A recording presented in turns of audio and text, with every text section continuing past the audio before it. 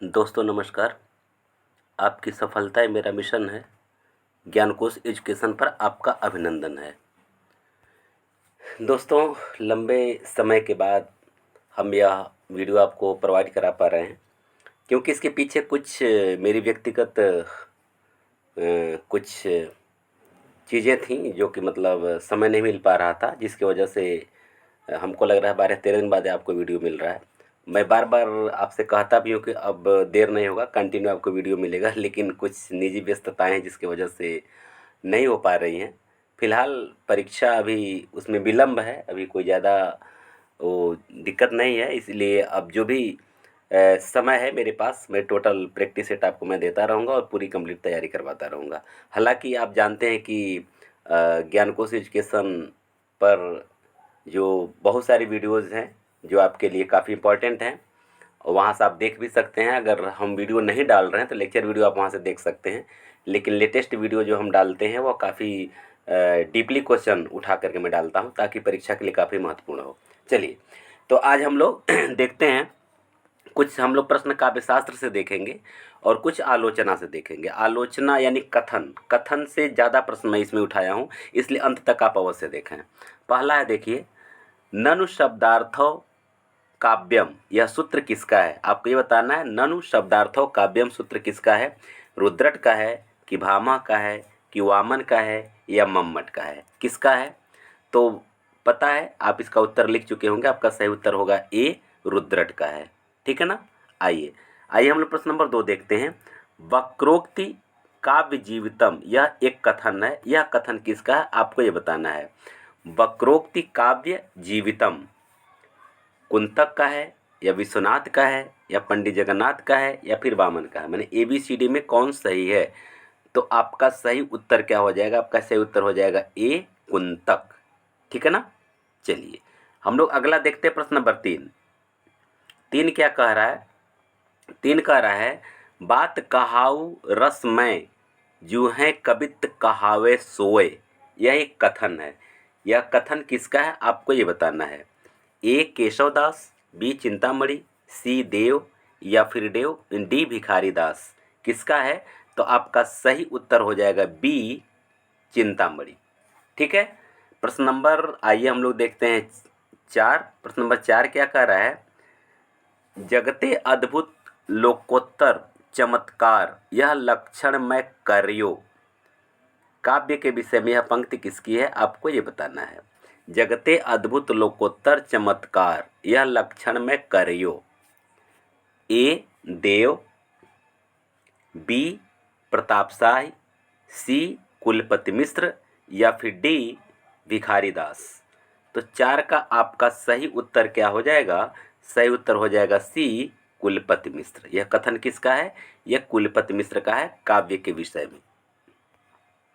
आइए प्रश्न नंबर 5 हम लोग देखते हैं। पंक्ति है, जगत अद्भुत सुख सदन शब्दरु अर्थ कवित वह लक्षण मैंने कियो समूझ ग्रंथ बहुचित। यह पंक्ति किसकी है? आपको ये बताना है। कथन फिर से देख लीजिए। जो पंक्ति है, जगत अद्भुत सुख सदन शब्दरु अर्थ कवित वह लक्षण मैंने कियो समुझ ग्रंथ बहुचित। अब विकल्प में कौन कौन है? ए, कुलपति मिश्र, बी, चिंतामणि, सी, देव या फिर डी, भिखारी दास। तो आपका सही उत्तर क्या हो जाएगा? आपका सही उत्तर हो जाएगा ए, कुलपति मिश्र। किसका है ये? कुलपति मिश्र का है। ठीक, चलिए हम लोग देखते हैं छठवां प्रश्न में देखते हैं। शब्द जीव तिह अर्थ मन रसमत सुजस शरीर चलत वह जुग छंद गति अलंकार गंभीर। यह पंक्ति देव के किस ग्रंथ से है? अब आपको ये बताना है। डीपली क्वेश्चन देखिएगा। यह पंक्ति तो देव का है, लेकिन देव के किस ग्रंथ से? इसी तरह के प्रश्नों का सामना आपको परीक्षा में करना होगा। तो आपको ये बताना है, ए, काव्य रसायन से, बी, रस विलास से, सी, भाव विलास से या फिर डी, भवानी विलास से। किससे यह कथन लिया गया है? तो आपका सही उत्तर हो जाएगा ए, काव्य रसायन से लिया गया है। ठीक है। आइए हम लोग देखते हैं प्रश्न नंबर 7। 7 क्या कह रहा है? व्यंग्य जीव कही कवित को, हृदय सुधुनि पहचानि, शब्द अर्थ कही देह पुनि, भूषण भूषण जानि। यह पंक्ति प्रताप शाही के किस ग्रंथ से है, आपको ये बताना है। प्रताप शाही के किस ग्रंथ से यह कथन है या यह पंक्ति है। ए श्रृंगार विलास, बी काव्य विनोद, सी व्यंग्यार्थ कौमुदी या फिर डी काव्य विलास।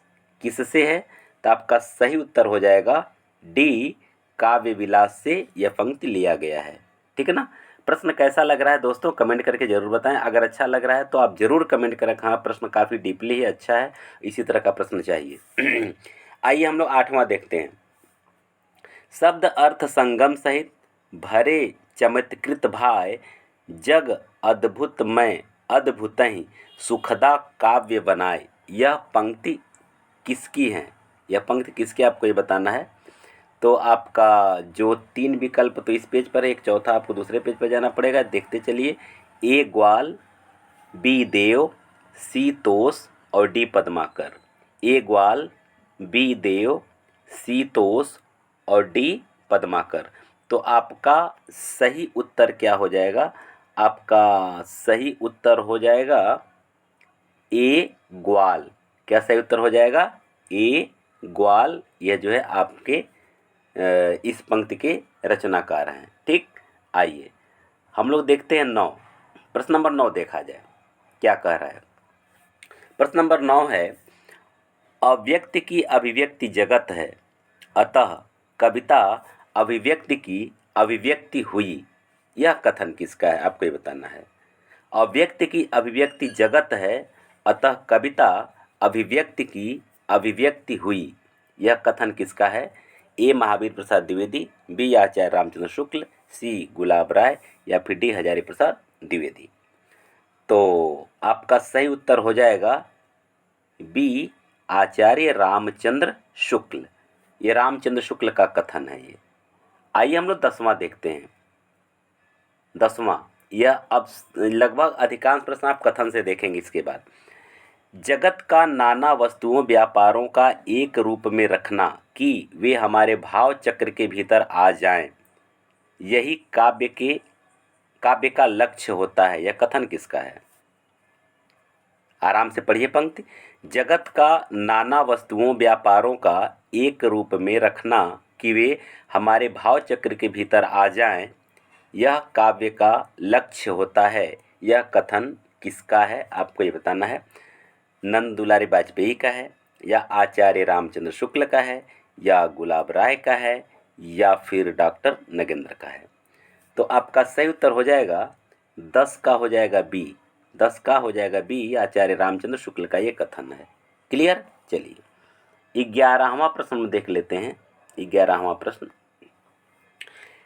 काव्य संसार के प्रति कवि की भाव प्रधान किंतु क्षुद्र वैयक्तिक संबंधों से मुक्त मानसिक प्रतिक्रियाओं की कल्पना के ढांचे में ढली हुई श्रेय की प्रेम रूपा भावोत्पादक अभिव्यक्ति है। यह कथन किसका है। आराम से पढ़िए पंक्ति को, कोई घबराहट नहीं, कोई जल्दबाजी नहीं, क्योंकि आपको यहाँ से एक एक कथन को, एक एक पंक्तियों को रटना है, याद करना है।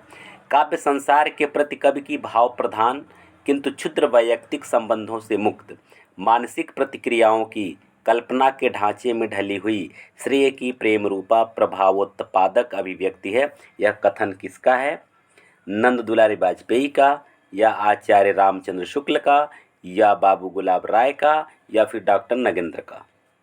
तो 11 का आपका सही उत्तर हो जाएगा दोस्तों सी, बाबू गुलाब राय का यह कथन है। 11 का सी, बाबू गुलाब राय। ठीक, आइए 12वां देखते हैं। 12वां कथन, काव्य जीवन प्रकृति का अंतर्दर्शन है, उसकी अनुभूति है। यह अनुभूति कोई भावुकता जन्य स्फूर्ति नहीं, न कोई आध्यात्मिक कल्पना है, बल्कि अखंड मानव जीवन के व्यक्तित्व की अनुभूति है। यह कथन किसका है। फिर से कथन को देखिए, क्योंकि 2 पेज में आ गया इसलिए थोड़ा सा आपको असुविधा हो सकता है, लेकिन जब PDF बनाते समय ये इधर उधर हो जाता है तो थोड़ा सा इसको मैनेज करना पड़ेगा। काव्य जीवन प्रकृति का अंतर्दर्शन है, उसकी अनुभूति है, यह अनुभूति कोई भावुकता जन्य स्फूर्ति नहीं, न कोई आध्यात्मिक कल्पना है, बल्कि अखंड मानव जीवन के व्यक्तित्व की अनुभूति। यह कथन किसका है आपको ये बताना है। डॉक्टर लक्ष्मी नारायण सुधांशु का है, या डॉक्टर नंद दुलारी वाजपेयी का है, या आचार्य रामचंद्र शुक्ल का है, या बाबू गुलाब राय का है। किसका है आपको ये बताना है 12 का। तो आपका सही उत्तर हो जाएगा ए, डॉक्टर लक्ष्मी नारायण सुधांशु का यह कथन है। ठीक। प्रश्न नंबर 13 चलिए। काव्य तो प्रकृति मानव अनुभूतियों का नैसर्गिक कल्पना के सहारे ऐसा सौंदर्यमय चित्रण है जो मनुष्य मात्र में स्वभावतः भावोच्छ्वास और सौंदर्य संवेदन उत्पन्न करता है। यह कथन किसका है आपको ये बताना है। कथन को फिर से पढ़िए। काव्य तो प्रकृति मानव अनुभूतियों का नैसर्गिक कल्पना के सहारे ऐसा सौंदर्यमय चित्रण है जो मनुष्य मात्र में स्वभावतः भावोच्छ्वास और सौंदर्य संवेदन उत्पन्न करता है। यह कथन किसका है? नंद दुलारी वाजपेयी का है, या फिर आचार्य रामचंद्र शुक्ल का है, या बाबू गुलाब राय का है, या डॉक्टर नगेंद्र का है। तो आपका सही उत्तर हो जाएगा क्या? आपका सही उत्तर हो जाएगा ए, नंद दुलारे वाजपेयी का है। ठीक है ना। आइए प्रश्न नंबर 14 हम लोग देख लेते हैं। प्रश्न नंबर 14 क्या कह रहा है? जो साहित्य से हमारा आशय साहित्य से हमारा आशय उन विशिष्ट और प्रतिनिधि रचनाओं से है जो किसी युग के भावात्मक जीवन का प्रतिमान होती है, जो समाज और सामाजिक जीवन को भली या बुरी दशा में ले जाने की प्रबल सामर्थ्य रखती है। यह कथन किसका है? इसको कथन को फिर से पढ़िए, इसकी गहराई में जाइए और उत्तर ढूंढिए। साहित्य से हमारा आशय उन विशिष्ट और प्रतिनिधि रचनाओं से है जो किसी युग के भावात्मक जीवन का प्रतिमान होती है, जो समाज और सामाजिक जीवन को भली या बुरी दशा में ले जाने की प्रबल सामर्थ्य रखती हैं। यह कथन किसका है? महावीर प्रसाद द्विवेदी का है, या आचार्य नंद दुलारी वाजपेयी का है, या बाबू गुलाब राय का है, या फिर हजारी प्रसाद द्विवेदी का है। किसका है आपको ये बताना है। तो 14 का आपका सही उत्तर हो जाएगा बी, आचार्य नंद दुलारे वाजपेयी का यह कथन है। आइए प्रश्न नंबर 15 हम लोग देखते हैं। साहित्य मनुष्य के अंतर का उच्छलित आनंद है जो उसके अंतर में नहीं अट सकता था। साहित्य का मूल यही आनंद का अतिरेक है। उल्लसित आनंद के अतिरेक से उद्भूत सृष्टि ही सच्चा साहित्य है। फिर से पढ़िएगा। साहित्य मनुष्य के अंदर उच्छलित आनंद है जो उसके अंतर में नहीं अट सकता।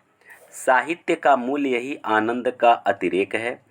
साहित्य आनंद के अतिरेक से उद्भूत सृष्टि ही सच्चा साहित्य है। यह कथन किसका है आपको ये बताना है।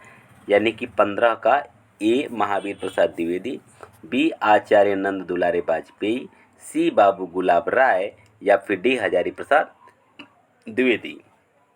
तो आपका सही उत्तर क्या हो जाएगा? आपका सही उत्तर हो जाएगा डी, हजारी प्रसाद द्विवेदी। ठीक है। चलिए 16वां देखिए। 16वां प्रश्न क्या कह रहा है? 16वां कथन बहुत शानदार है, बहुत अच्छा है, थोड़ा सा देखिएगा ध्यान से। मैं साहित्य को मनुष्य की दृष्टि से देखने का पक्षपाती हूँ।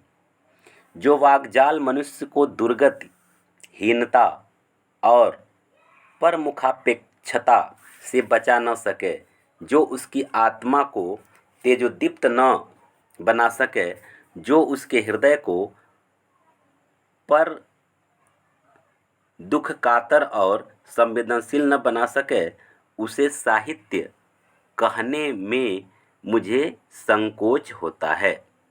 फिर से देखिए।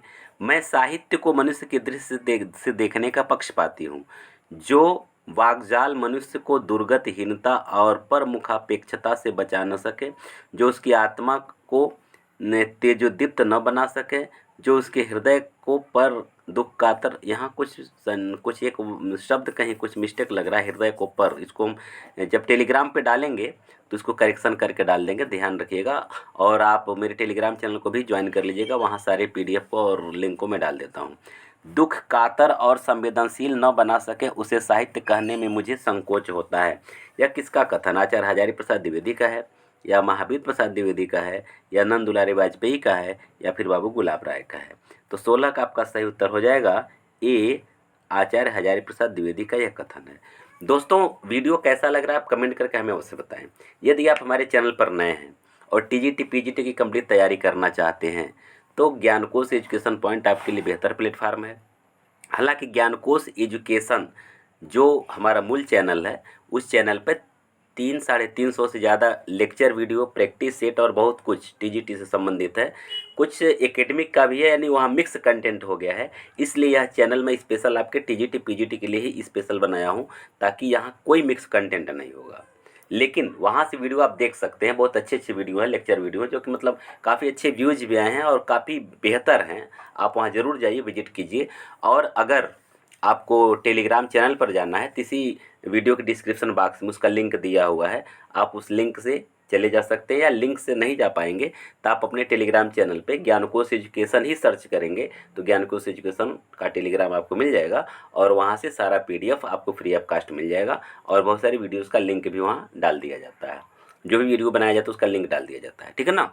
तो इसलिए आप इसको सब्सक्राइब कर लीजिए। अगर आप पुराने हैं तो कहने की आवश्यकता नहीं है, वही बस एक ही प्रार्थना, एक ही निवेदन, लाइक और शेयर। आइए चलिए हम लोग 17वां देखते हैं। प्रश्न नंबर 17, आत्माभिव्यक्ति ही वह मूल तत्व है जिसके कारण कोई व्यक्ति साहित्यकार और उसकी कृति साहित्य बन पाती है। कथन फिर से देखेंगे। आत्माभिव्यक्ति ही वह मूल तत्व है जिसके कारण कोई व्यक्ति साहित्यकार और उसकी कृति साहित्य बन पाती है। यह कथन किसका है आपको ये बताना है। नंद दुलारी वाजपेयी का है, या डॉक्टर आचार्य रामचंद्र शुक्ल का है, या बाबू गुलाब राय का है, या डॉक्टर नगेंद्र का है? किसका है? तो आपका सही उत्तर हो जाएगा डी, डॉक्टर नगेंद्र का ये कथन है। ठीक है, आइए आगे बढ़ते हैं हम लोग। 18, साहित्य जनता की वाणी है, उसके जातीय चरित्र का दर्पण है, प्रगति पथ में बढ़ने के लिए उसका मनोबल है, उसकी सौंदर्य की चाह पूरी करने वाला साधन है। यह कथन है, यानी कि किसका है? 18, साहित्य जनता की वाणी है, उसके जातीय चरित्र का दर्पण है, प्रगति पथ में बढ़ने के लिए उसका मनोबल है, उसकी सौंदर्य की चाह पूरी करने वाला साधन है। यह कथन किसका है आपको ये बताना है। ए, डॉक्टर लक्ष्मी नारायण सुधांशु, बी, नंद दुलारी वाजपेयी, सी, आचार्य रामचंद्र शुक्ल, डी, डॉक्टर रामविलास शर्मा। तो आपका सही उत्तर क्या हो जाएगा? 18 का सही उत्तर आपका हो जाएगा डी, डॉक्टर रामविलास शर्मा। आइए हम लोग 19 देखते हैं। कविता सबसे पहले शब्द है और अंत में भी यही बात रह जाती है कि कविता शब्द है। बहुत शानदार कथन है। कविता सबसे पहले शब्द है और अंत में भी यही बात रह जाती है कि कविता शब्द है। यह कथन किसका है आपको ये बताना है। अज्ञेय का, या नंद दुलारी वाजपेयी का, या सुमित्रा नंदन पंत का, या फिर डॉक्टर रामविलास शर्मा का? तो आपका सही उत्तर क्या हो जाएगा? सही उत्तर आपका हो जाएगा 19 का ए, अज्ञेय का है ये कथन। ठीक। 20 देखिए, साहित्य अपने व्यापक अर्थ में मानव जीवन की गंभीर व्याख्या है। साहित्य अपने व्यापक अर्थ में मानव जीवन की गंभीर व्याख्या है। यह किसका कथन है?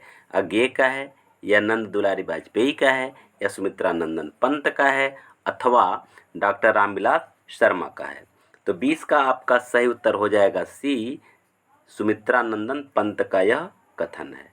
ठीक है ना। आगे देखिए 21, कविता सबसे बड़ा परिग्रह है क्योंकि वह विश्व मात्र के प्रति स्नेह की स्वीकृति है। वह जीवन के अनेक कष्टों का उपेक्षा योग्य बना देता है क्योंकि उसका सृजन स्वयं महती वेदना है।